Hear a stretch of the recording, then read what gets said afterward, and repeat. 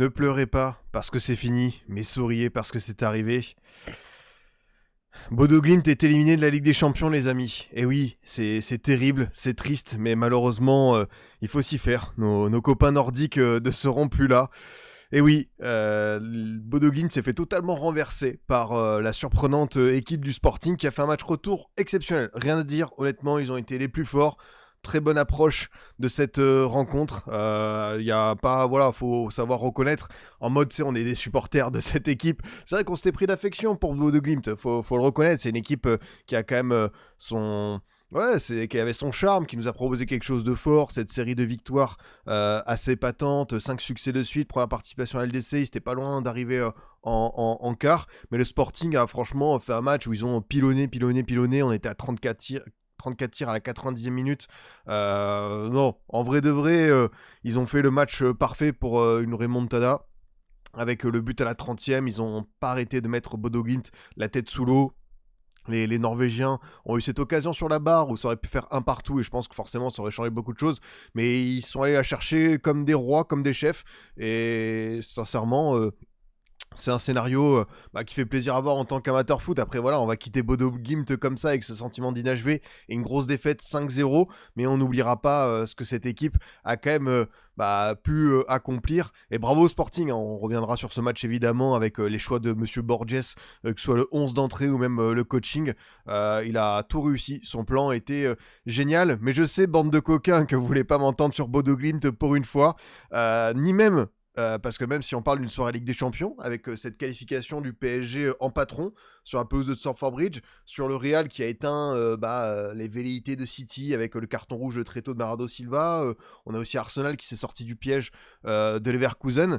C'est la news qui est tombée là, vers la 70e, 75e, parce qu'il y en a certains qui se sont dit, bon, la soirée elle est un peu ennuyeuse, on va mettre un petit post comme ça qui va faire un peu de buzz.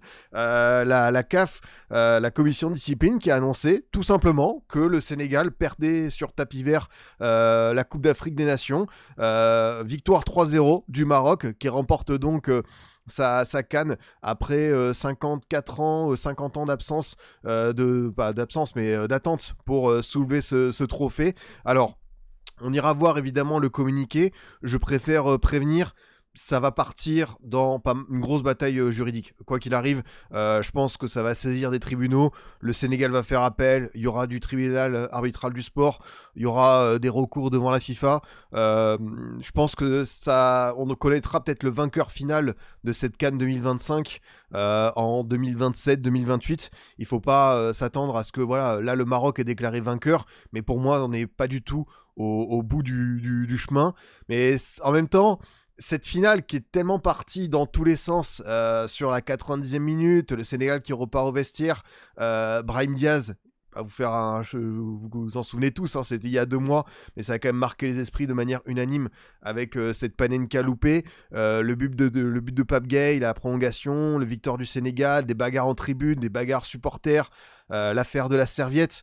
C'est vrai que c'était quand même déjà un match à part et un scénario fou, mais pour le coup, on savait qu'il y avait notamment des supporters sénégalais qui étaient incarcérés au Maroc, que tu avais une bataille. Là, c'était plus que le terrain. Là, on était vraiment sur désormais cette commission de la CAF. Et c'est quand même assez fou. Donc on verra s'il y aura encore des rebondissements. Mais ouais, c'est vrai que comme vous, j'étais là en mode bon bah Paris gère tranquillement, le Real fait du Real, même Arsenal c'est même pas fait peur.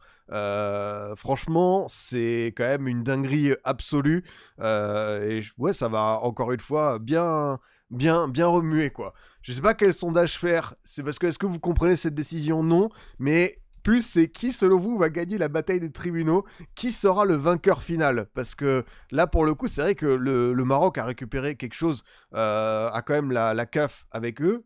Est-ce que, tu vois, ça peut avoir une influence? Et est-ce que c'est une décision définitive? Je pense que le Sénégal, là, à l'instant où on parle, comme ça vient de tomber, il n'y a pas encore de communiqué de la part des dirigeants. On n'a pas de réaction du côté de Dakar. Mais je pense que ça va quand même pas mal s'agiter. Et en même temps, c'est vrai que ça pose plein de questions parce que Brahim Diaz, voilà, il y a cette Panenka, mais finalement, ça n'a pas trop enfin, sur le résultat, si ça reste tel quel, il n'y aura pas de conséquences, mais par rapport à l'état d'esprit, la mentalité, tout ça, ça peut être quand même assez particulier. Walid Regragui, quand même, qui a lâché son poste, qui a été remplacé par le sélectionneur U20 qui a remporté la Coupe du Monde. Le bon Walid, qui l'a, et du côté des Maldives, Pépère, les doigts de pied en éventail, qui profite de cette pause bien méritée, parce que je pense que lui, niveau fatigue, il a dû pas mal accumuler. Et c'est vrai que quelqu'un le dit sur le chat, c'est Nol, retour au maillot 1 étoile pour Sénégal pour le prochain rassemblement. C'est vrai ça, que le Sénégal, du coup, ils ont produit un paquet de maillots, enfin pas un paquet, mais je sais pas combien sont partis à la manufacture. Et ça... ça, maintenant, faut faire un rappel, ou est-ce que tu mets une petite bande de scotch pour s'en séparer? Mais du coup, le maillot, il sera quoi qu'il arrive collector. Hein. Bon, le Sénégal, je pense qu'ils vont quand même en remporter d'autres cannes à l'avenir. Donc cette étoile, voilà, on pourra s'en servir. Mais il faudra peut-être en rajouter une troisième si jamais cette décision se renverse. Mais ouais, là, on vient de rouvrir. C'est ouf parce qu'on a été sur une séquence Cannes avec cette finale où c'était le truc. On a tous parlé, cette finale le dimanche, je m'en souviens. On avait en même temps le débrief Ligue 1 et j'étais là en mode bon, je vais d'abord faire la Ligue 1, puis après je ferai cette histoire de Cannes. En fait, le scénario était tellement fou que désolé Lyon-Brest, mais on va mettre ça de côté. Et ouais, là on est repassé sur la fin des championnats, Ligue des Champions, petit à petit on rentre dans le mood Coupe du Monde. Là il y a les barrages Europe et intercontinentaux qui s'ouvrent. On a même des questions sur les sélections par rapport à est-ce que l'Iran va pouvoir participer. Ça a l'air d'être mal embarqué. Est-ce que les sélections comme l'Irak vont avoir toutes les conditions pour aller faire leur barrage? Et là c'est vrai que ça rouvre un chapitre. Mais un chapitre qui est quand même colossal, quoi. En tout cas, j'espère que vous allez bien sur le chat, que vous êtes en forme, que cette petite news vous a bien réveillé. Donc salut à tous ceux qui sont présents comme Brandon, Senyo, Bauer, Ikea, 77 Dundee, Zlatanesque, Nol, Wolf, Hugo SSE, évidemment sur ce chat, la modératrice qui vous rappelle, si vous aimez bien les contenus, de vous abonner, de liker. On est également disponible en podcast avec le code de Scipion. J'en profite aussi pour remercier certains qui ont lâché leur petit abonnement, leur petit prime, comme Wolf et Mate, ça fait plaisir les boss, et aussi des personnes qui sont là pour la première fois comme Tirov de Mozart, voilà, pourquoi pas un pseudo de cette manière, ça fait toujours quelque chose de lire. Royce 9 ou également Penaldo le Goat, aïe aïe, mais non franchement voilà, je sais qu'on doit parler de Ligue des Champions, mais c'est vrai que cette news, elle tombe comme ça, et même si c'est évidemment, on parle de LDC, et en plus, il y a beaucoup de choses à dire sur les matchs de ce soir, parce que, voilà, là, on va juste, je pense que comme c'est la grosse actu, c'est normal de démarrer par ça, mais on est quand même à un moment donné sur une équipe du PSG qui va affronter le vainqueur de Gala Liverpool, et ce PSG qu'on a dit bon, fatigué, épuisé, qui n'arrivait pas à relancer la machine, bah franchement Gala Liverpool, je vais pas dire qu'ils sont en demi-finale, mais là le tableau il peut s'ouvrir de manière sympathique. Après bah évidemment derrière tu auras soit le Bayern soit le Real, mais c'est vrai que pour le PSG fallait peut-être passer cette tempête physique, et là avec ce 11 là tu vas quand même encore une fois poser des problèmes à tout le monde. Donc la saison, là tu me dis que le PSG peut faire ce back-to-back, et encore comme tu le dis Abdé, le PSG va encore tabasser la première ligue. C'est vrai que c'est... ils aiment bien ce championnat anglais, hein. Eux, l'intensité de la PL, ils s'y font pas trop. Qui sera le vainqueur final selon vous? Il reste encore, on dirait 1 minute 30 au sondage. Et pour vous, c'est Sénégal à 71%. Donc vous êtes de la team comme moi un petit peu. Cette histoire n'est pas terminée. Et je pense que le Sénégal va essayer de rembobiner ça. Et un message qui m'a fait plaisir, et c'est vrai aussi... Willow a encore raison, parce que Willow va finalement se retrouver avec ce résultat un peu improbable. Willow qui, vous le savez, est sur un run où il a annoncé pas mal d'équipes vainqueurs de différentes compétitions. Il avait commencé avec l'Euro 2021 l'Italie, la CDM 2022 l'Argentine. On a aussi, je crois qu'il a dit la CAN Côte d'Ivoire, l'Espagne à l'Euro. Et là, il enchaîne bien. Hein. Je vais envoyer un petit message pour savoir comment lui, il a reçu cette news, parce que ça peut le faire sourire. Quid du remboursement des sites de paris? Alors là, c'est encore plus obscur, parce que franchement, par contre, c'est vrai que c'est juridiquement... Là, moi, je suis jeune étudiant en droit en L3. Demain, 8h, je suis à la BU, la bibliothèque universitaire, et je vais me pencher dans tous les codes et tous les bouquins de droit qui existent pour savoir ce qu'il en dit, parce que là, mine de rien, on vient d'ouvrir un petit peu un nouveau chapitre du football sur cette possibilité, et même ce qu'a fait le Sénégal, on s'en souvient tous hein, de cette finale où on s'était dit, bon, ils rentrent au vestiaire, bravo à eux, c'est très très fort parce que c'est courageux, mais finalement, c'est quand même un abandon de poste, je sais pas si c'est le terme exact, mais c'est 15 minutes où ils repartent au vestiaire. Bah, une fois que tu as passé le moment chaud en disant ouais, c'est vrai qu'ils se font voler, c'est abusé, ils sont revenus sur le terrain, ils l'ont remporté, ok, mais quand tu prends les événements à froid, quitter le terrain comme ça, sans que ce soit voilà, interruption de match, que l'arbitre te l'ait demandé, c'était quand même un gros risque. Alors oui, ils sont revenus, mais voilà, je pense que la CAF s'est appuyée sur ça pour les sanctionner. Mais waouh, c'est quand même assez fou. Je suis maman Sarr, je refuse de jouer pour une sélection africaine. C'est vrai, une pensée pour le pauvre Mamadou Sarr qui ce soir a vécu un match très difficile face au PSG dès la 5e minute avec Gvara qui lui a montré voilà ce que le petit avait encore devant lui comme chemin à parcourir pour devenir un top joueur LDC, parce que bah, c'était son premier match. Et en même temps, tu as l'annonce de cette perte de la de la CAN, qui, c'est vrai, là par contre, je suis très curieux de voir, quelqu'un a dit réaction de comment ça s'appelle, de Moussa Niakhaté pour ce truc de la perte de la CAN. Enfin, comment est-ce que ils vont tous un peu réagir. Est-ce que les joueurs marocains, tu vois, ils vont s'en satisfaire et disent bon bah finalement on n'a pas gagné sur le terrain, on n'a pas marqué de but, ça va être très particulier. Là, on peut plus trop se cacher. Hein. Franchement, c'est assez savoureux quoi. Donc je regarde un petit peu, je pense peut-être Niakhaté. Est-ce que c'est sur Insta qu'il a réagi pour voir ce qu'il a pu en dire. Niakhaté, hop. Venez les chercher, ils sont fous eux. Où il a mis un petit emoji avec la coupe plus la médaille d'or. Ce n'est pas de l'intelligence artificielle, c'est réel. Donc je pense que les mecs ils vont être en mode à défendre leur titre. C'est quand même assez dantesque quoi. On viendra juste après sur la Ligue des Champions, vous en faites pas. Je pense juste qu'on va commencer sur cette histoire de Coupe d'Afrique des Nations. Et d'ailleurs, je vous ai préparé l'article tout simplement. On va aller regarder ce qu'a décidé justement ce jury d'appel de la CAF. D'un point de vue technique, on va dire le texte tel quel. Pleure Niakhaté. Non mais là c'est trop drôle les réactions. Pleure Niakhaté. Après, j'ai pas envie de dire il y est pour rien, mais il défend son titre et je pense que là on est parti, encore une fois j'insiste, sur une longue bataille devant certains tribunaux, commissions de discipline. Je pense que c'est pas du tout terminé cette histoire. Mais ouais, comme tu le dis, Mbakou, j'espère que tu vas bien. C'est de toute façon, enfin, est-ce que ça pouvait en rester là? On savait qu'il y avait le Maroc qui avait saisi cette instance, et à partir de là, on pouvait s'embarquer sur cette histoire. C'était un scénario possible, mais comme tu vois, on n'avait pas eu, tu sais, aussi des fois on a des petits indices, genre ça peut aboutir ou quoi. C'est quand même assez rocambolesque quoi. Du coup, je suis sur le site de la CAF Online. Donc, le jury d'appel de la Confédération africaine de football a décidé, en application de l'article 84 du règlement de la Coupe d'Afrique des Nations, de déclarer l'équipe nationale du Sénégal forfait lors de la finale de la Coupe d'Afrique des Nations au Maroc 2025. Le résultat étant homologué sur le score de 3-0 en faveur de la Fédération royale marocaine. Réuni ce jour, le jury a statué suite à l'appel, du coup, c'est ça, introduit par la Fédération marocaine concernant l'application des articles 82 et 84 du règlement de la Coupe d'Afrique des Nations, comme suit. Décision du jury d'appel. L'appel introduit par la fédération marocaine est déclaré recevable en la forme est fondée.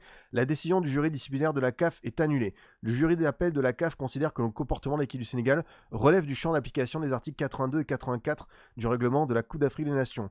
La réserve introduite par la fédération royale marocaine est déclarée fondée et établit que la fédération sénégalaise, à travers le comportement de son équipe, a enfreint cet article 82.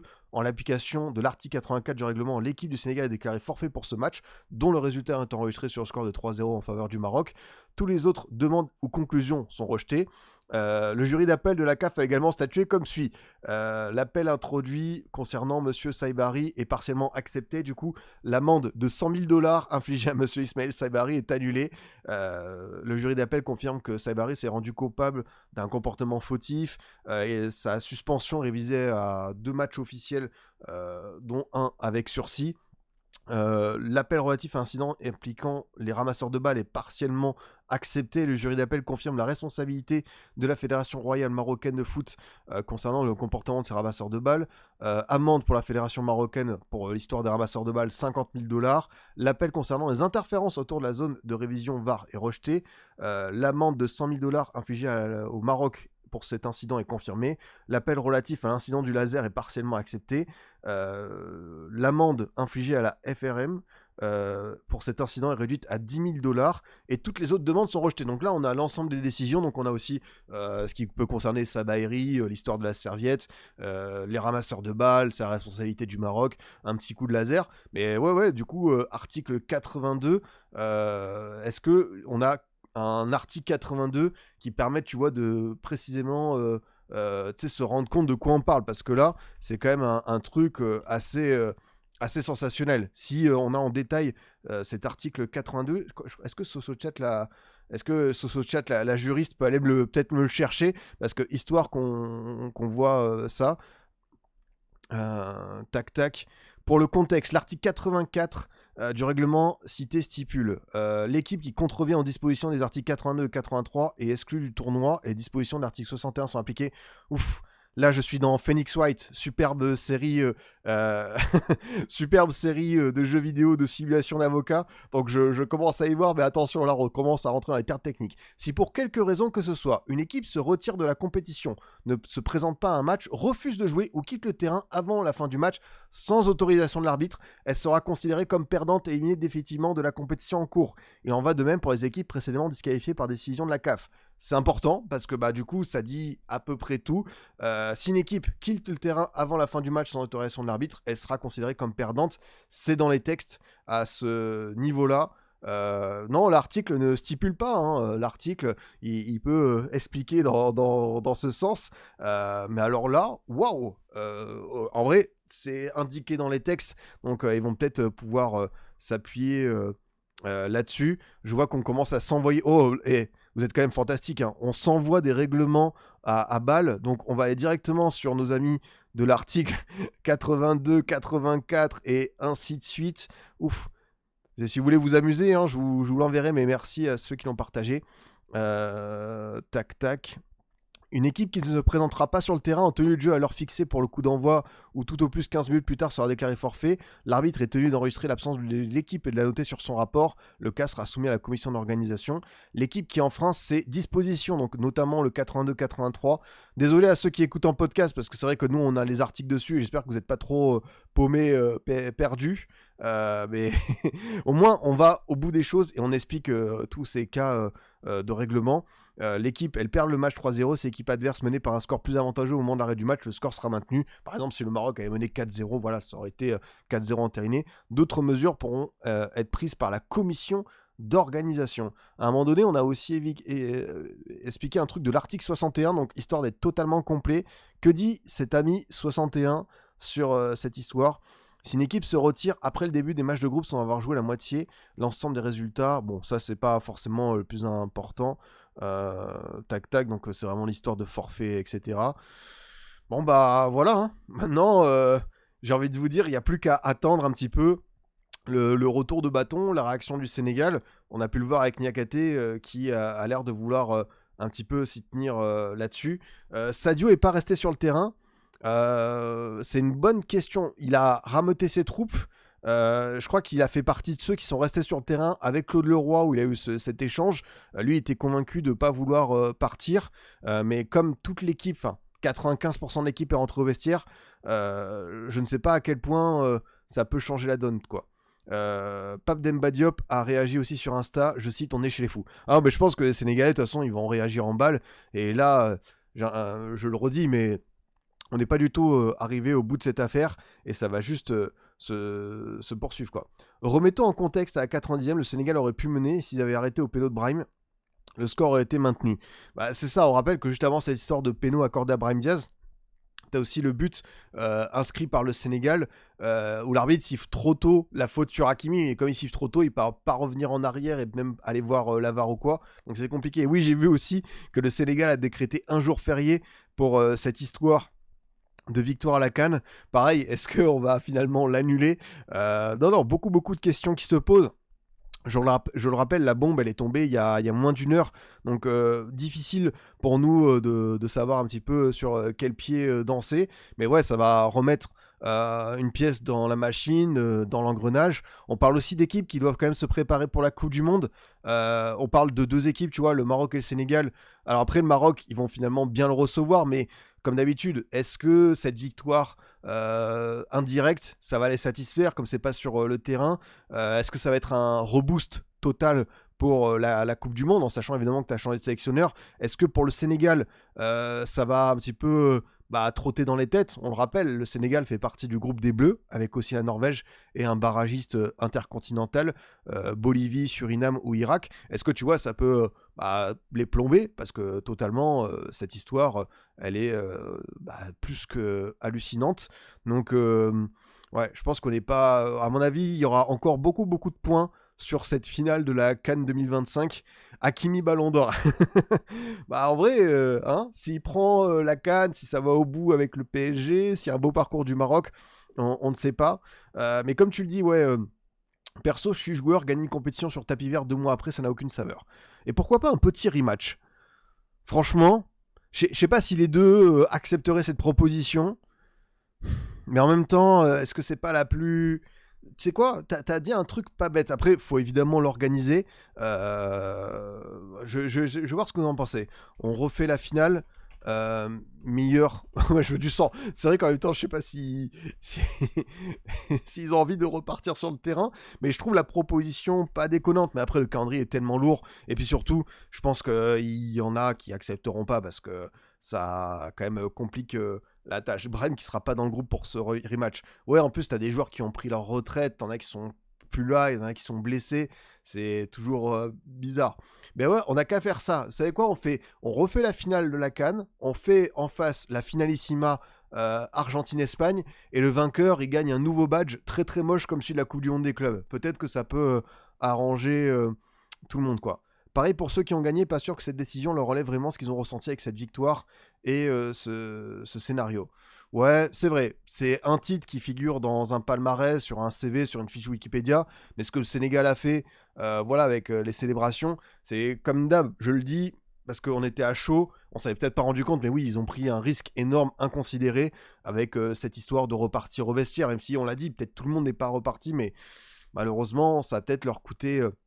ce titre, et c'est dommageable, mais on suivra de près cette affaire, ne vous en faites pas, parce que je pense qu'on n'est vraiment pas au bout de nos peines. Donc peut-être qu'il y aura encore des réactions, mais en attendant je vous propose qu'on aille sur notre petit débrief Ligue des Champions, parce que ce soir il y avait du foot, il y avait les premiers huitièmes de finale retour, et le suspense a été tué assez vite, assez tôt dans les différents matchs. Finalement les petits chanceux comme moi qui étaient présents devant le Sporting Bodo Glimt ont quand même pu kiffer une certaine remontada, mais en même temps s'il n'y a pas eu de suspense, s'il n'y a pas eu de remontée folle, s'il n'y a pas eu de panique, c'est aussi parce que certaines équipes ont vraiment éteint leurs adversaires, et je pense au PSG qui était venu à Stamford Bridge pour faire mal d'entrée, pour profiter aussi d'un Chelsea, je vais pas dire expérimental, mais quand tu vois la ligne défensive avec Fotmob les met en 4-3-3, c'était presque plus une défense à 3 avec Mamadou Sarr, Chaloba et Atto. Atto, je crois que c'était son 3e match de LDC,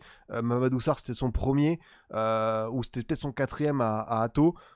Donc finalement on s'est rendu compte que Rosenior a fait des choix par rapport à certains blessés, par rapport aussi à qu'il a, je peux pas dire bazardé, mais il a quand même mis les joueurs du moment. Mais voilà, tu avais aussi la blessure de Reece James. Donc cette défense qui était plus qu'expérimentale pour ce rendez-vous-là. Et Paris a bien compris que très très vite, il pouvait leur faire des gros dégâts. Et Gvara, il a profité de ça, d'un jeune Mamadou Sarr qui est pas assez bon sur le duel. Et pourtant, il en a remporté un paquet. Notamment cette fameuse finale de la CAN. Salut Floco, j'espère que tu vas bien. Ouais, ici, le chat pense qu'à 80%, je crois que c'était ça le résultat du sondage, que le Sénégal sera le vainqueur final. On a dit que bon, cette histoire, ça va durer jusqu'en 2027-2028. Donc pour l'instant, on est sur un Sénégal vainqueur. Mais à l'heure où on parle, c'est le Maroc qui récupère cette couronne. Et Gvara, 7e but en LDC. Je crois que avec l'an dernier, ça fait peut-être une implication sur 11 buts. Monsieur LDC, voilà, depuis qu'il est arrivé à Paris, il a aussi été recruté pour ça, pour bonifier cette équipe dans cette compétition. Et on peut tous regretter que monsieur Visha Varashchelia prenne de haut la Ligue 1 McDonald's et nous offre pas autant d'émotions quand je me pose devant certains matchs le samedi à 19h. Mais c'est sa compétition, la coupe aux grandes oreilles, les rendez-vous mardi, mercredi, 21h, quand la petite musique retentit, il se sublime. Et sincèrement, c'est beau parce que c'est un joueur qui sait faire tellement de différences quand il est comme ça. Et tu as aussi évidemment cet état d'esprit, les retours défensifs. J'aime bien aussi ce Gvara là qui a été bien piqué à l'aller quand il a été mis sur le banc. Et là, pour le coup, il a profité de cette titularisation d'entrée pour remettre un petit coup d'accélérateur, et finalement cette séquence Chelsea elle a peut-être réveillé ou débloqué quelque chose chez certains Parisiens. On parlait d'un Gvara qui ronronnait, que dire de Barcola qui était sur un mood un petit peu voilà, pas forcément le meilleur depuis un petit moment. Et pour le coup Barcola c'est un deuxième but, je crois qu'il est sur une de ses meilleures séries, ça fait 4 matchs de suite qu'il marque, ça ne lui était jamais arrivé. Donc un joueur qui voilà, devient de plus en plus décisif, c'est à souligner, faut que ça continue, faut que ça perdure. Demi, quart, enfin quart d'abord, on verra après pour une demi, mais il doit encore nous montrer là-dessus, surtout qu'il a peut-être récupéré cette place de titulaire qui lui a échappé l'an dernier, où c'était vraiment le 12e homme de ce PSG vainqueur de la LDC. J'adore son but parce que j'ai vu un Barcola totalement détendu, relâché au moment d'envoyer cette frappe dans la lucarne de Sanchez. Un but qui est fantastique dans l'exécution et le signe d'un joueur qui est vraiment sur un petit nuage en ce moment. Et c'est chouette parce que c'est de bon augure pour le PSG, aussi pour l'équipe de France, parce que moi j'ai envie de voir ce Barcola-là avec les Bleus, un joueur qui peut apporter, évidemment avec ses courses, tellement de bonnes choses, mais voilà, dans les 30 derniers mètres, on sait tous que c'est un garçon qui est sur des statistiques, allez, on va dire il est souvent, il a quoi, 30 buts et passes D. Je sais pas s'il peut faire mieux, mais en tout cas, c'est un garçon qui peut tout à fait atteindre les 40 buts et passes D par an. Ça me choquerait pas parce que il a quand même des qualités hors normes et c'est bien qu'il en prenne conscience de plus en plus. Et avec cette efficacité-là, c'est redoutable. Et d'ailleurs, le PSG a quand même marqué 4, 5, non, je crois que c'était 6 buts sur les 6 derniers tirs, enfin contre Chelsea. Ils ont une série de tirs converti qui est absolument phénoménal avec un Jorgensen, on l'a vu voilà, dans le dur, 41 buts impliqués pour l'ami Barcola l'an passé, donc tu vois il a vraiment eu cet apport considérable et c'est bien, enfin merci de me rappeler ça, toute compétition confondue. Donc non, c'est un joueur qui a ces standards là, maintenant il faut le faire dans ce type de rendez-vous et il l'a fait aller-retour, donc chapeau. J'ai bien aimé aussi tout le travail parisien et au global on a vite vu que la marche était trop haute pour Chelsea, que le scénario de l'aller, ça a été un coup de massue, la défaite aussi ce week-end contre Newcastle, que ça fait beaucoup de coups durs en ce moment, des blessés, des mauvais résultats, et aussi, même si un coach, voilà, à Strasbourg, il a proposé quelque chose, mais on va pas non plus survendre ce qu'il a fait à Strasbourg. Le gap est trop important entre Strasbourg et Chelsea pour que Liam Rosseignor y aille. Après, moi, je lui en veux pas parce que c'est l'opportunité d'une vie. C'est un truc impossible à refuser. Mais là, pour le coup, ouais, peut-être que le job d'entraîneur est trop grand. En plus, malheureusement, ça commence à se moquer de lui avec son petit carnet et tout. Ça fait de la peine parce que, ouais, il se fait prendre par les événements. Mais ouais, son équipe est revenue à 2-2 à l'aller. Et depuis que Monsieur Enzo Fernandez a embrassé ce fameux badge le fameux badge critère 4 de la Coupe du Monde des clubs, Paris a mis un 6-0. Hein. C'est dur, hein, mais cette histoire de Coupe du Monde des clubs, de l'orgueil de montrer qui était le patron, ça s'est retourné contre eux. Après, ça s'est retourné contre eux sur l'état d'esprit, mais aussi sur le terrain. Enfin, Paris a vraiment... Là, j'ai vu une équipe, un tenant du titre. Là, j'ai vu vraiment un beau switch. Là, on le répète, il y a soit Liverpool, soit Galatasaray au tour suivant.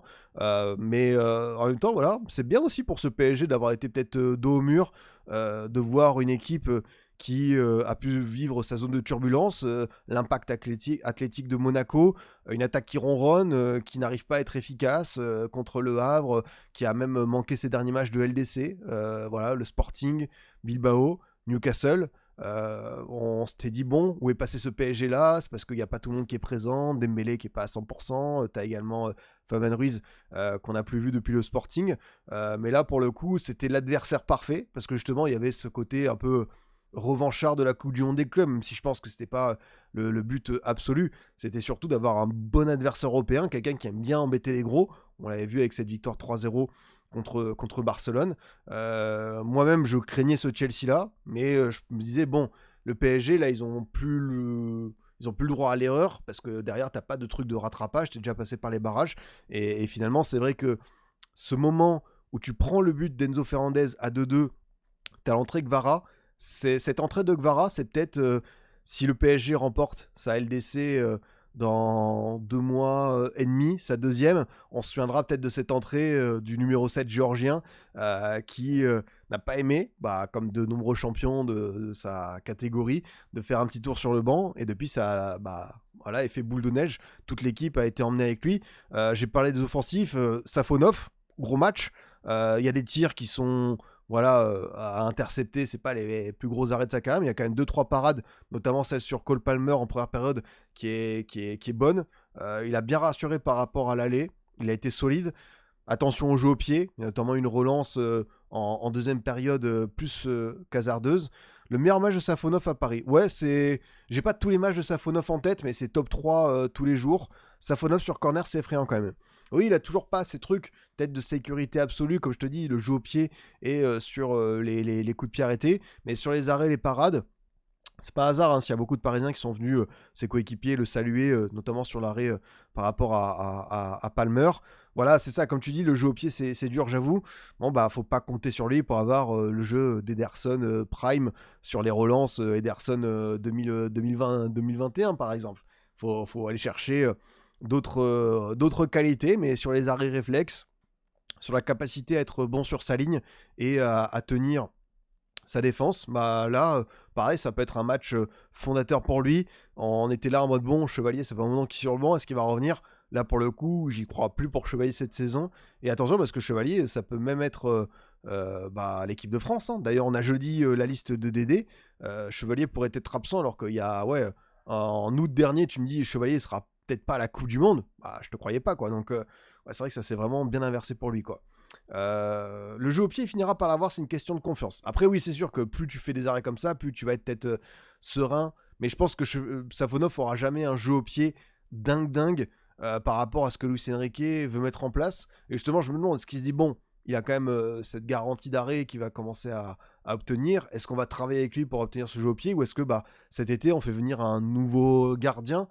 Ça peut être aussi un objet du mercato parisien. Et après, ce qui est bien avec ce genre de match, comme ça a été facilité assez vite, on voit que le PSG a pu faire tourner, qu'on a fait rentrer assez vite Lucas Hernandez, notamment par rapport à Nuno Mendes, qui avait un carton jaune qui aurait pu être suspendu pour le match retour. On a fait sortir du beau monde, on a fait rentrer 5 joueurs de la part de Lucho avec Mayoulou, buteur, c'est vrai qu'on peut le dire, Mayoulou qui quand même en LDC a de belles stats, hein. C'est un joueur qui a quand même déjà des bons petits moments pour lui. Évidemment, il y a ce but en finale de LDC, mais également ça continue à prendre. Tu vois, 7 buts impliqué sur 7 buts en Ligue 1, 18 matchs, et en LDC, il va toujours avoir son apport qui est là pour un jeune de 19 ans. On rappelle qu'il y a évidemment aussi des questionnements sur son avenir. Le but à Barcelone, exactement. Hein. C'est vrai que ça commence à faire pour ce garçon.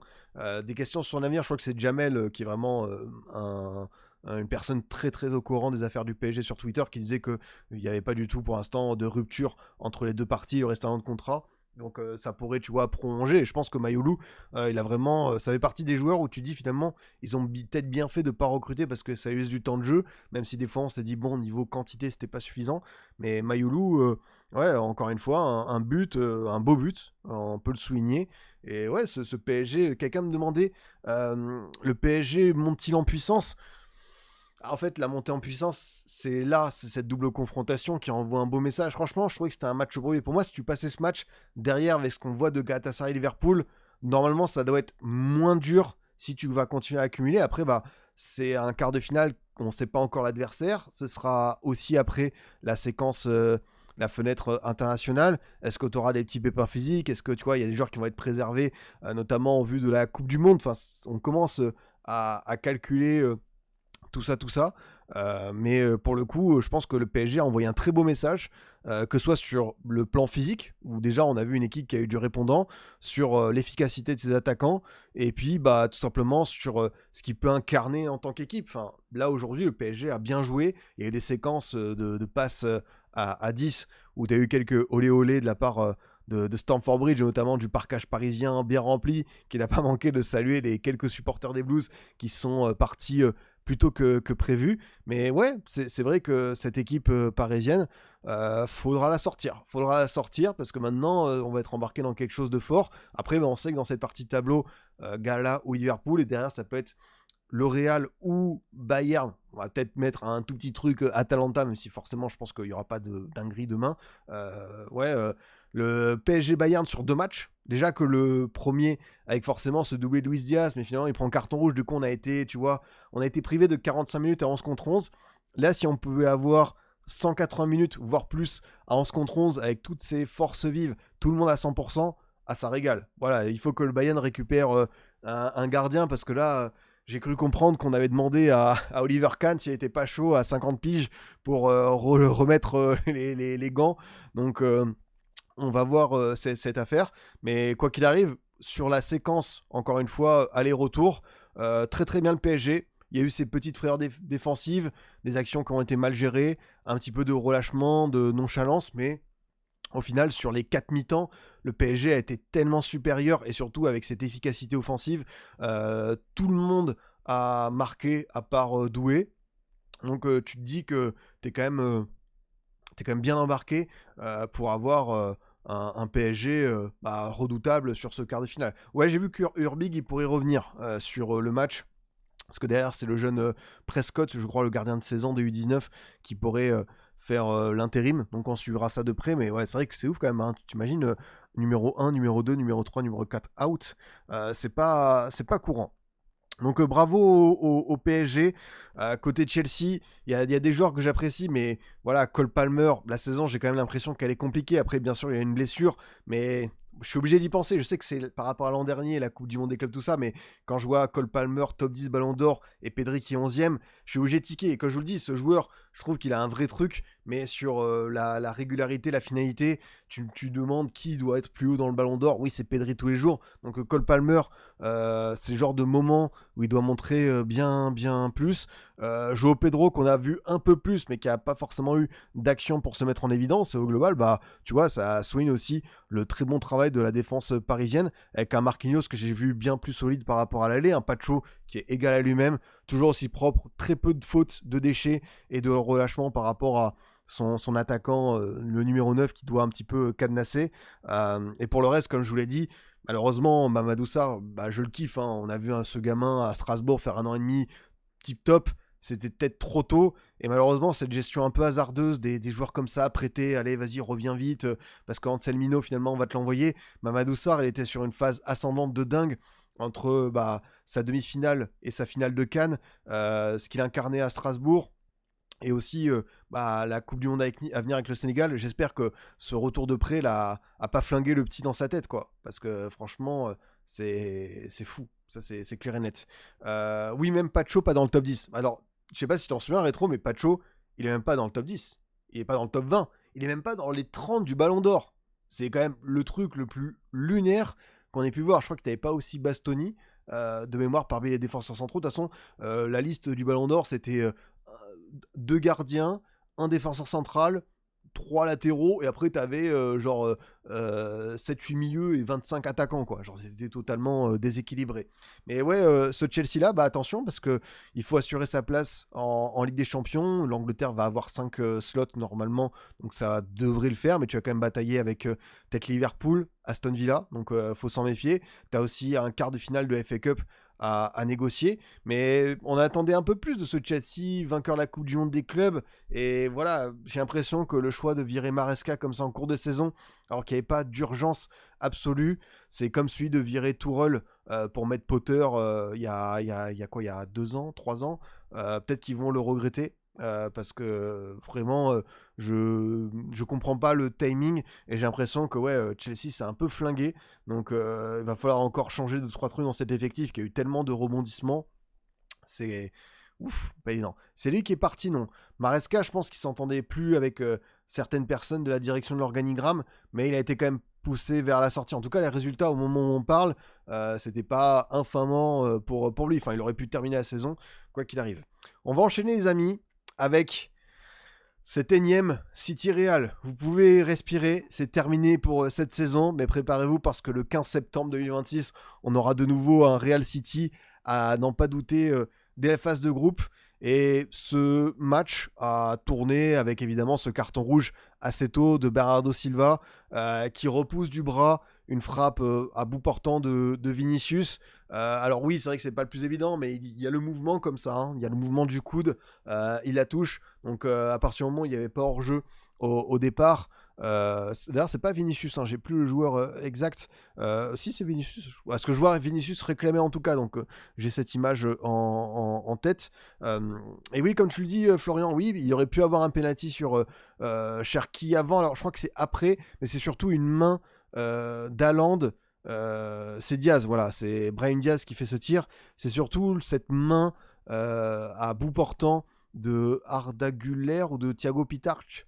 J'ai plus le joueur sur Haaland qui reprend avec voilà une main qui est vraiment décollée, mais qui est voilà, le ballon arrive très très vite, mais c'est la règle, quand la main est décollée et qu'elle est peut-être elle se balade, elle est hasardeuse, ça peut se siffler. Donc oui, c'est vrai que ce match aurait pu tout à fait tourner. Turpin a pas eu un match facile. Alors là, les amis, quand même, on peut le dire, on a eu un all-time de l'arbitrage français ce soir, parce que arbitre central Clément Turpin, arbitre VAR Jérôme Brizard, et quatrième arbitre Willy Delageau. Là, si vous aimez nos hommes en noir de la Ligue des Talents, vous pouvez être servi, hein, parce que là, on avait vraiment le Avengers Infinity War du sifflet. Hein.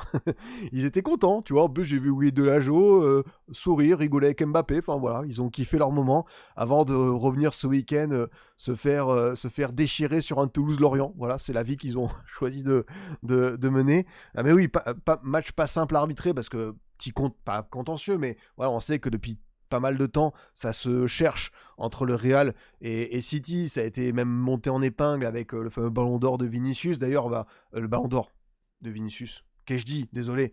Lapsus révélateur, le ballon d'or de Rodri qui a échappé à Vinicius avec voilà le fameux tifo, et Vinicius il s'est amusé ce soir, hein.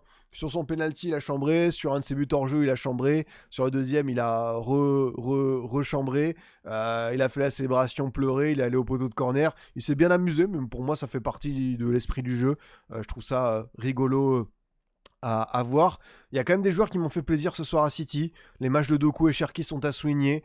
Ils auront incarné cette forme d'espoir. Même à 0-1, à 10 contre 11, j'ai vu un City tenter, mais finalement c'est un peu l'image qui restera de ce City version 2025-2026, une équipe où on avait des attentes, où ça a été un beau laboratoire, mais c'est une copie imparfaite, c'est un brouillon par rapport à certains positionnements de joueurs, mais aussi certaines individualités qui ne sont pas encore arrivées à leur meilleure version niveau, et en même temps, est-ce qu'on les atteindra un jour? C'est aussi la question qu'on peut se poser. En face, c'est vrai que tu tombes sur un Courtois des grands soirs avant qu'il sorte, et même Lounine a sorti un arrêt, Courtois qui en sort 2-3 qui sont quand même exceptionnels, et ce que ce gardien, encore une fois, à 33 ans, a accompli. Alors certains vont dire, oui, il n'a pas remporté quelque chose avec la Belgique. Oui, ça va, pas remporté de titre avec la Belgique, c'est pas non plus un drame absolu, mais il a quand même, tu vois, des moments pour lui en sélection. Ouais, il était blessé, Courtois, et Lounine a fait le job juste derrière. Vous avez raison de souligner aussi le match de Kuzanov, que j'ai bien apprécié.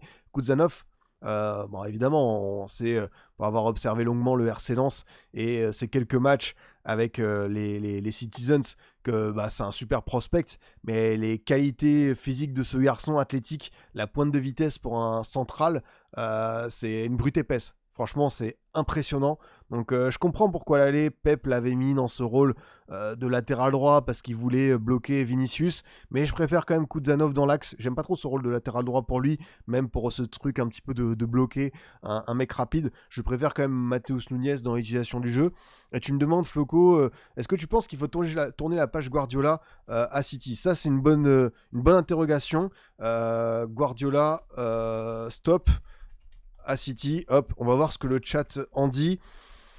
C'est quand même un cycle qui va arriver sur sa 11e saison année. Peut-être que c'était l'an dernier qu'il fallait arrêter. On est arrivé au bout d'un truc de toute façon dingue. Je m'en souviens qu'il y avait même des rumeurs où on se disait que ça pouvait, tu vois, s'arrêter avec tous ces titres, la Ligue des Champions. Hop, Guardiola stop à City. Faut s'arrêter. Hop, ou ça continue. On va voir ce que vous en dites. Guardiola avait un comportement un peu bizarre sur le match, je suis un peu détaché. Ouais, un peu abusé par l'enchaînement des événements en mode encore contre ce Real-là, toujours contre cette Ligue des Champions qui m'échappe encore, même s'il a remporté à plusieurs reprises. Mais j'ai l'impression qu'il est un peu épuisé par toutes ces séquences. Mais en même temps, est-ce que il n'a pas provoqué avec cette histoire de compo à l'aller, Semenyo 9,5 10. Comme je vous dis, Kuzanov latéral droit, un Rodri qui était trop seul sur cette histoire. Mais en même temps, si tu fais partir Guardiola, c'est que tu dois mettre un mec à sa place qui va incarner quelque chose de très fort dans la continuité. C'est peut-être pas un hasard si, Maresca, tu vois, il est libre. Un de ses disciples, il y a déjà d'ailleurs une rumeur Maresca qui existe déjà. Donc à cet instant présent, ça peut être la piste la plus probable. Quelqu'un a parlé de Xabi Alonso. Je suis désolé, mais Xabi Alonso, c'est un peu à côté en Angleterre où il faut le mettre du côté de Liverpool, qu'il retrouve à Anfield cette fois-ci sur le banc. Guardiola a 2 Ligues des Champions. Il en a 3, mon Bundestrock. Il en a 2 avec le Barça 2009 et 2011. Il en a une avec City 2023. Compagnie ira à City, mais pas maintenant. Compagnie est sous contrat jusqu'à quand Bayern. Compagnie, il a prolongé. Compagnie, il a un bail. Si je dis pas de bêtises, ça m'étonnerait pas que ce soit 2029, mais on va aller vérifier ça. Je pense que Compagnie, avec ce qu'il a fait, il peut encore continuer au Bayern. Et après, évidemment, parce que c'est un ancien Citien, 30 juin 2029.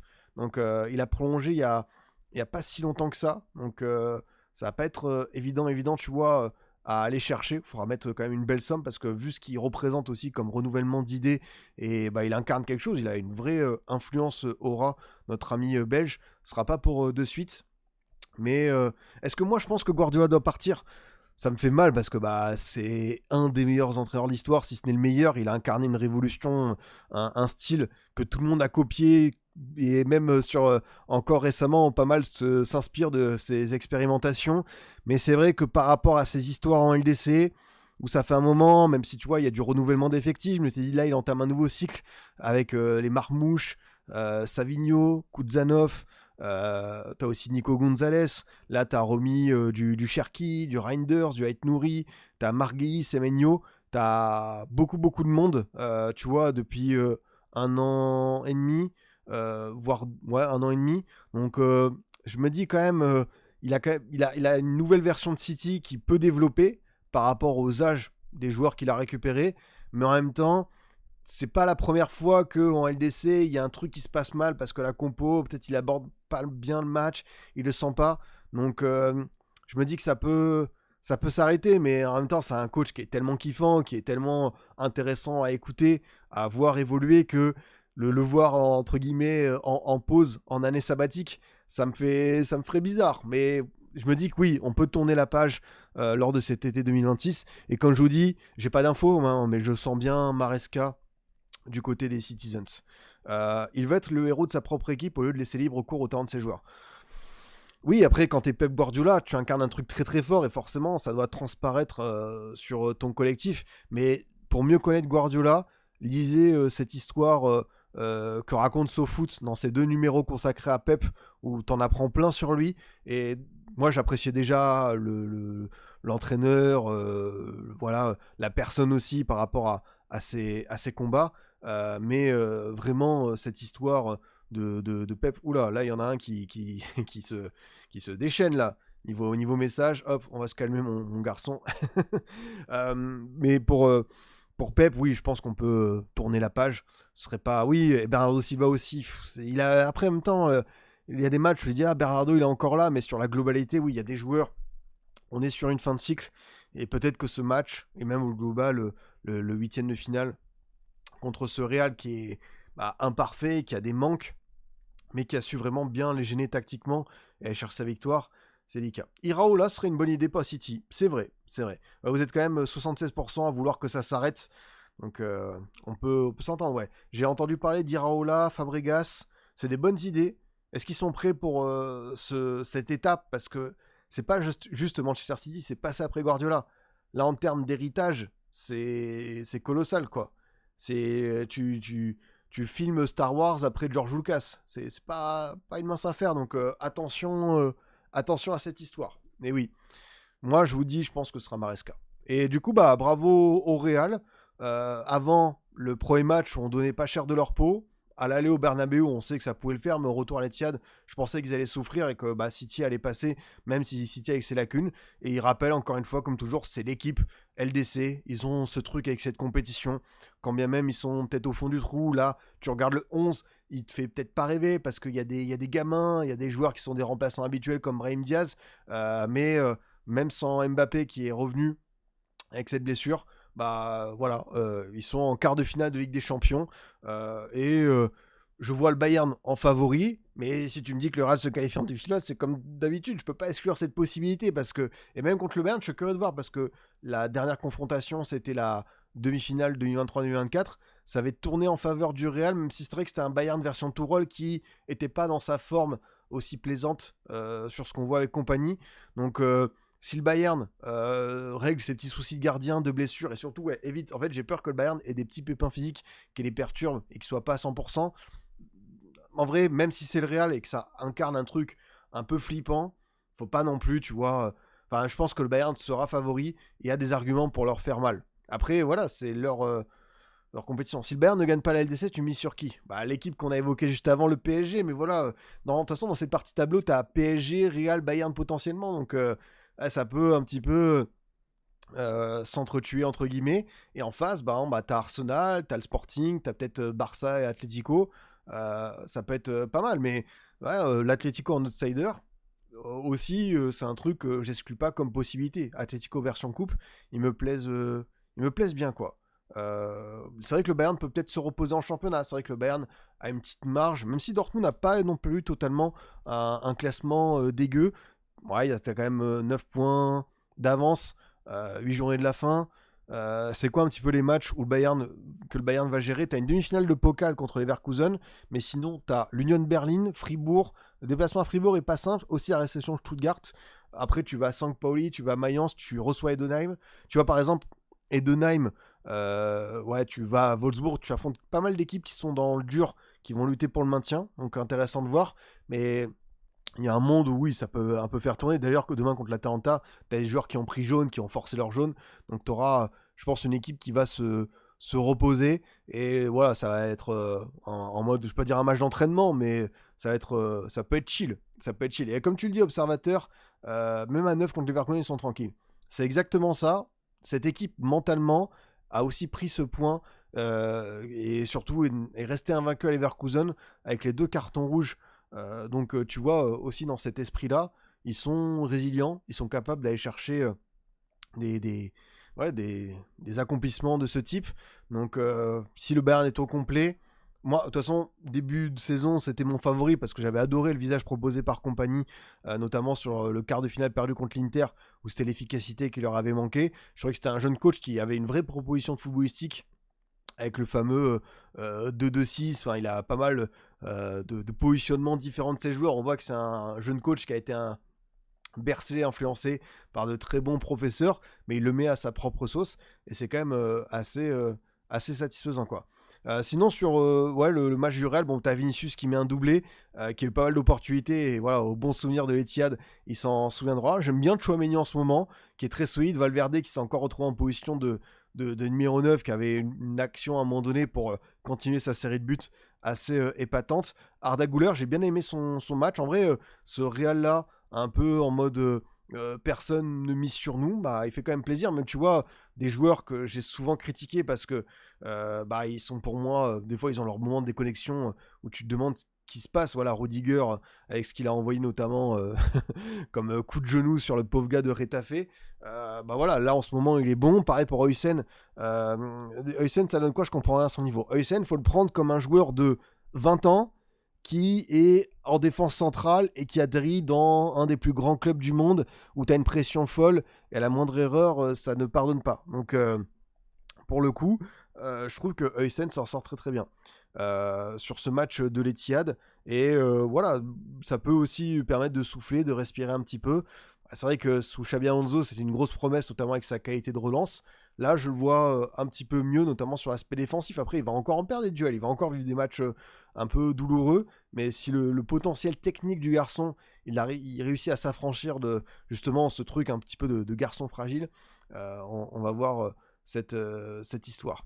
On revient toujours à ce 4-4-2 comme avec Carlos, ça marche tout le temps. Ouais, c'est vrai qu'en plus, tu regardes, t'as pas de vrai numéro 9. T'as Gonzalo Garcia qui est resté sur le banc.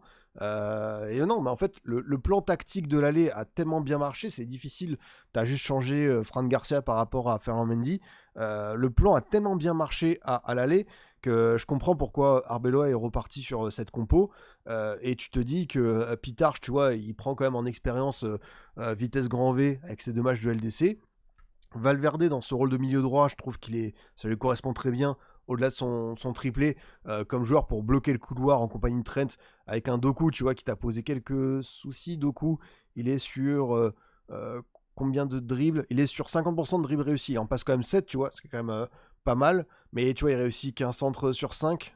Donc il a quand même eu ses petits défauts habituels parce que c'est Jérémy Doku et je sais pas s'il réussira à passer, à avoir le petit déclic. Mais ouais, ce Real un peu plus travailleur, besogneux, je vais dire entre guillemets moche, mais parce que peut-être il fait moins rêver, mais l'efficacité est là avec ce résultat. Et en plus, tu récupères Mbappé en attendant, Jude qui était en tribune, qui n'est pas encore remis. T'as Eder Militao, on ne sait pas quand il va revenir. T'en as d'autres, Rodrigo qui est absent pour encore plus longtemps. Donc, faudra les sortir, mais je pense que le Bayern aura quand même des arguments pour leur faire mal. En tout cas, Arbeloa a trouvé sa compo ou son antidote anti-top équipe en LDC, parce que là, ça fonctionne bien, c'est équilibré, et voilà, on va voir si Mbappé, ça va peut-être changer quelque chose dans l'approche, mais c'est vrai que ça marche très très bien, quoi. Tu trouves comment le petit Pitarch?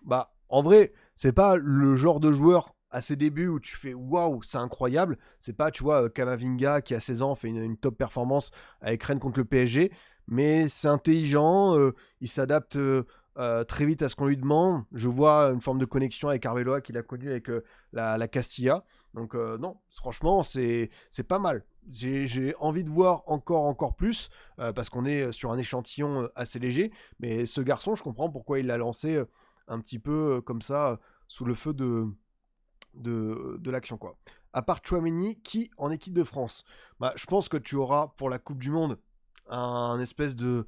En vrai, on connaît à peu près tous les milieux, hein. Je pense que tu auras Tchouaméni, Manu Koné, Adrien Rabiot, tu as également Eduardo Camavinga, N'Golo Kanté, s'il l'a rappelé pour les derniers rassemblements, je pense qu'il sera encore là. Tu as Zaïre Emery qui sera plutôt comme latéral droit, il restera peut-être un 6e homme, on peut voir, mais là tu as peut-être potentiellement 5 joueurs pour 2 places si on reste dans le 4-2-3-1. Après, tu peux avoir aussi un Rabiot au milieu gauche, hein. Mais tu as quand même...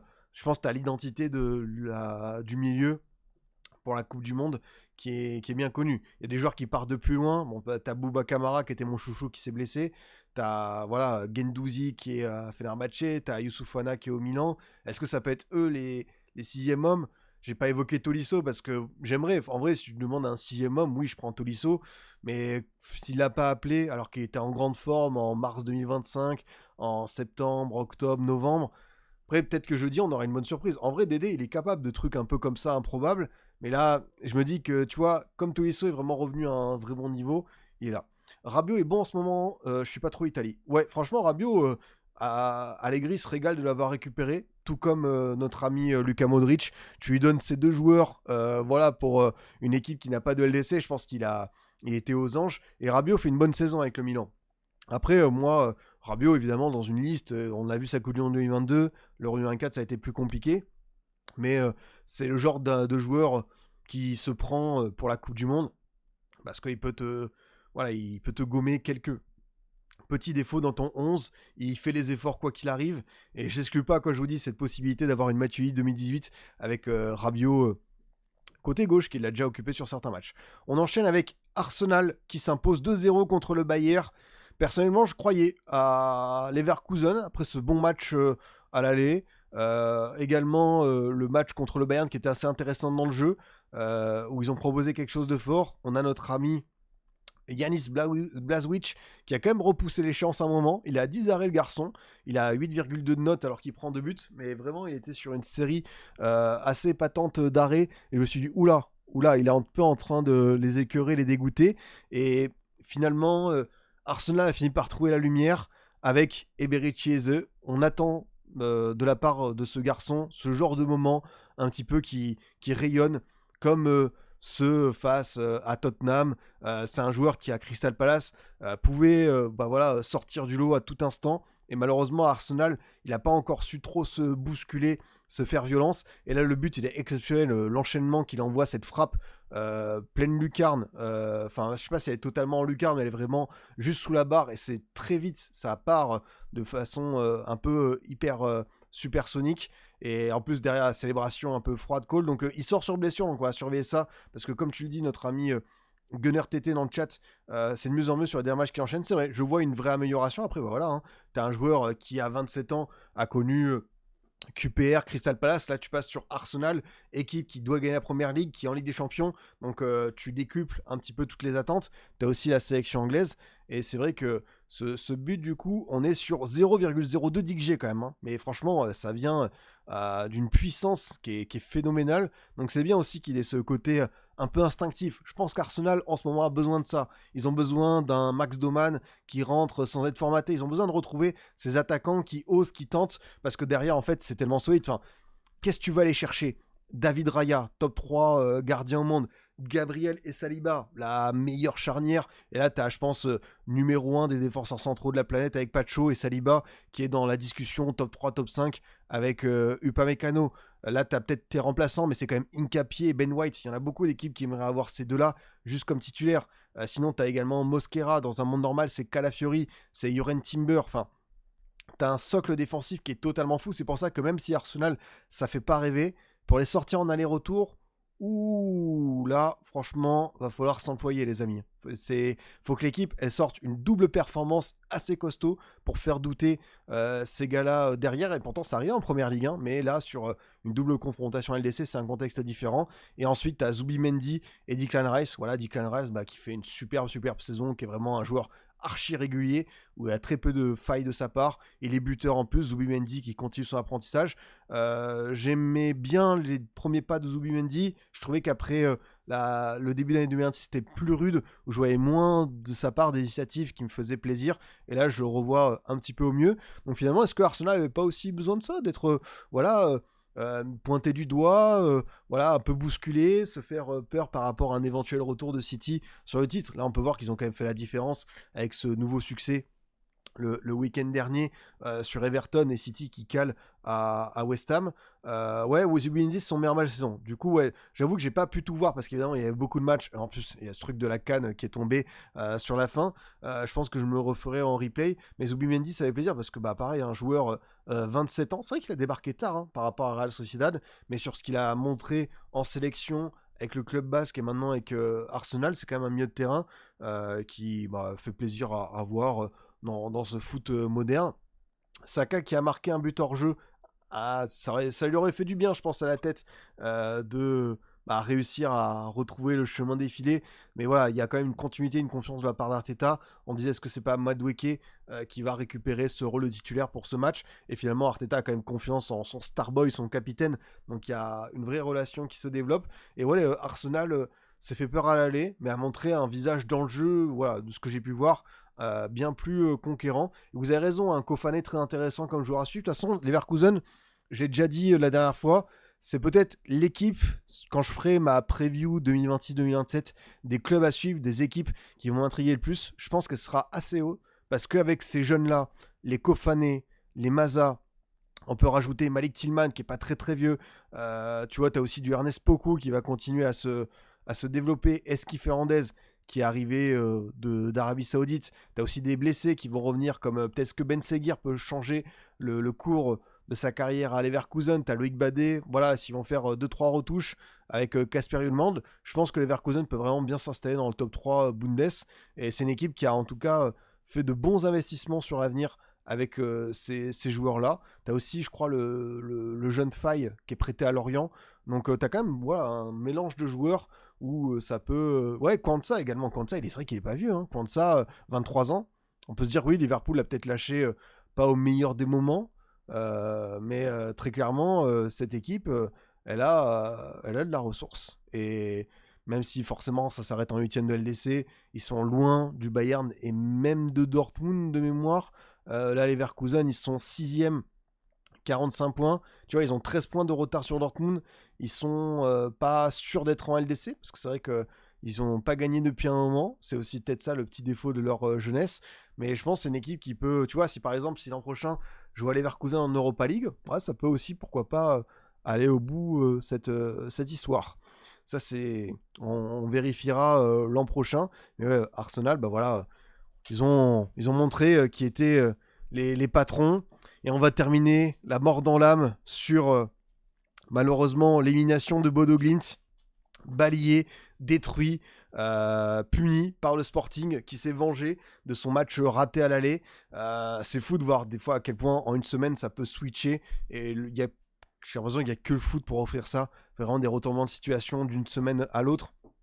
Parce que Bodo Glimt, j'ai souvent loué leur capacité à bien défendre, à être compact, solide, proposer aussi des belles sorties de balles, des transitions intéressantes, être une équipe qui avait un petit peu ce côté multiforme. Voilà, bon, ils sont fait, il n'y avait pas photo. Et pourtant, le gardien, il en sort combien? Il sort 9 arrêts, hein. Il en prend 5, mais il en sort, ouais, il sort un but à peu près estimé. Après, je sais pas s'il peut faire grand chose sur les buts. T'as un penalty, t'as une tête, enfin, t'as beaucoup de choses à bout portant qui sont pas évidents à sortir. Mais ouais, ça s'arrête maintenant pour nos amis de Bodo. C'est dommage, mais comme je l'ai dit la semaine dernière, quoi qu'il arrive, leur Ligue des Champions était réussie en se qualifiant en 8ème de finale. Ce succès 3-0. Ils ont montré des choses, des ressources insoupçonnées. Ils ont fait tomber l'Inter, ils ont battu Atletico City. C'est vraiment une équipe qui aura fait plaisir. C'était une belle découverte, des joueurs qu'on n'attendait pas à ce niveau, comme Casper Haug, l'attaquant. Ce soir, il a été seul. Vraiment, c'est match d'attaquant bourbier, pas servi. T'as aussi Hauge, Jens-Peter Hauge, qui voilà, a montré des qualités techniques, des différences individuelles formidable. Après, bah, on a peut-être vu le plafond de verre de certains joueurs qui sont revenus à une réalité. Voilà, tu t'es fait fesser, mais faut pas non plus, tu vois, les ridiculiser, parce que je rappelle que voir Bodo Glimt en huitième de finale, c'est une prouesse en soi, et je pense que les gens, ils ont quand même, tu vois, ça a suscité un intérêt qui va peut-être pas redescendre de suite, et les gens vont commencer à se dire, bah tiens, qu'est-ce qui se passe dans le championnat norvégien, est-ce qu'ils vont reprendre leur titre parce que c'est Viking qui l'a décroché, est-ce que voilà, l'an prochain ils seront peut-être en Europa League, est-ce que ça peut pas être une équipe un peu bourbier à sortir, est-ce qu'ils n'ont pas les armes pour refaire de nouveau un beau parcours. Mais ouais, c'est sûr, ce qui est dommage, c'est que tu as gagné 3-0 à l'aller et que tu as déjà fait ce match, comme tu dis, demandé à l'Inter à l'extérieur. Ils ont déjà fait des bons matchs, hein. Ils avaient gagné au Wanda, ils ont gagné à Giuseppe Meazza.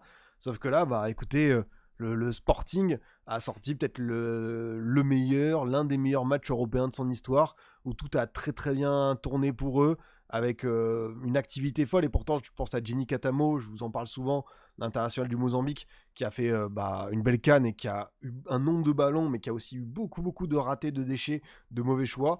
Mais il a apporté quand même cette folie. Il y a aussi Pedro Gonçalves d'Hypothé qui a fait un super match. Mais alors, le coup de cœur, c'est Maxi Aroro, quoi. Le latéral gauche qui touche 100 ballons, qui marque, qui a proposé je ne sais combien de courses, de passes. Lui, dans l'équipe de Bielsa cet été, ce sera peut-être, il fera peut-être partie de mes joueurs à suivre. Je vais mettre un petit post-it sur ce gamin, parce que vraiment, il m'a fait un match, il m'a scotché. C'est une des meilleures perfs individuelles que j'ai vues en Ligue des Champions cette saison. Et au global, ouais, le Sporting a su le retourner avec Luis Suarez, également buteur, lui qui s'est procuré aussi pas mal d'occasions, il est également passeur décisif. Trincao... Alors franchement, en vrai, ils ont abordé ce match, Trincao de passe D, ils ont abordé ce match en voulant faire la remontée, en mettant cette équipe de Bodo, la tête sous l'eau, impossible de respirer, très très peu de séquences à 4-5 passes pour les Norvégiens. Ils ont été bons dans toute leur récupération, leurs intentions. Ils ne sont pas précipités non plus, tu vois. Ils sont allés étape par étape, 1-0 du coup à la 34e, le 2-0 à 61e, le penalty de Suarez à 118e, et après voilà, on est allé en prolongation, et c'est vrai que le but de Max Aroro à 92e, je pense que Bodo était déjà... En fait, je pense que le plus dur pour Bodo, ça a été cette fameuse action, quand je vous dis, la barre, où, voilà, à 1-0, s'il revenait à 1-1, je pense que ça calmait le Sporting, mais eux, ça leur rassurait en mode, ok, on prend quand même des vagues et des vagues, mais là, tu vois, on a quand même su aller chercher ce petit but, et non que Nenny, t'avais en face une équipe qui était... voilà, qui voulait écrire son histoire, qui avait tout bien préparé, et bravo du coup à Rui Borges, parce que, comme je vous le dis, je trouve que sa compo est bonne. J'ai bien aimé aussi les changements à certains moments, bien inspirés, avec aussi le petit Raphaël Ney qui marque son but à la fin, le 5e. Donc une belle gestion de bout en bout pour cette équipe du Sporting, voilà, qui retrouve le quart. Alors c'est vrai qu'on s'arrête avec Bodo parce que oui, on a kiffé cette équipe, hein. C'est dommage de s'arrêter là, mais ça fait quand même aussi une équipe hors top 5 européen qui fait un quart de LDC. Ça n'arrive pas tous les jours. On a vu l'Ajax, on a vu Benfica, par moment Porto, et là on a Sporting, donc on peut les féliciter, et puis ça fait voilà, un peu de changement à LDC, et contre Arsenal, voilà, il faut qu'ils... Après c'est toujours dur d'aborder, de changer Arsenal-Bodo, c'est 3, 5, je sais combien de classes d'écart différentes, mais dans l'état d'esprit, ils ont peut-être, voilà, ce match, ils l'ont retourné. Après, ouais, t'as l'aller du coup qui sera au José Alvalade à Lisbonne, et après tu auras le retour à l'Emirates. Attention quoi. Respect à Bodo, mais ne comparez pas leur campagne à celle de l'Ajax 2019. Ah oui, c'est vrai qu'on a vu des comparaisons, mais c'est vrai que l'Ajax, avec une demi-finale et quelques matchs mémorables comme celui du Real en 8ème, ça va être colossal. Oui, c'est vrai que le Sporting a déjà sorti Arsenal en Europa League, donc on verra si ça peut, pourquoi pas, faire l'affaire. Les amis, on va arriver au bout de cette émission. Merci à vous de m'avoir suivi. Juste avant, je rappelle le programme de demain avec Barcelone-Newcastle 18h45, Bayern-Atalanta, Liverpool-Gala et Tottenham-Atletico à 21h. Est-ce qu'on va avoir un peu plus de folie en cette soirée? Peut-être que Liverpool-Gala, ça peut être un scénario où Liverpool court derrière le score pendant un moment, et avec ses défauts du moment, ça peut être sympa. Peut-être qu'on aura une autre équipe en compagnie du Sporting hors top 5 européen en quart de LDC. Ce serait quand même un beau panel différent. 5-1 la saison dernière sur le Sporting en phase de ligue. Ouais, c'est vrai que là, il s'était fait quand même bien punir. En plus, c'était au stade du club portugais. Donc ils avaient été bien méchants. Merci à vous les rois d'avoir suivi cette émission. Un plaisir d'avoir pu échanger en longueur avec vous, que ce soit la LDC, que ce soit évidemment cette news de folie sur la CAN remportée au dernier moment par le Maroc. Donc on continuera à suivre ces péripéties. On se retrouve du coup demain ici, même heure après le match de LDC. Sinon on a aussi un rendez-vous avec Hors-Jeu normalement vers midi pour faire le débrief LDC. Donc voilà, vous avez votre double dose si vous le désirez. Moi, je vous souhaite une bonne soirée. Merci à tous de m'avoir suivi. Comme toujours, si vous aimez les émissions, n'hésitez pas à liker, commenter, vous abonner. La rediff sur YouTube, comme toujours. Et puis, on est également sur le Code de Scipion, le podcast Spotify, Deezer et Apple. Bonne soirée à tous les boss. À très vite.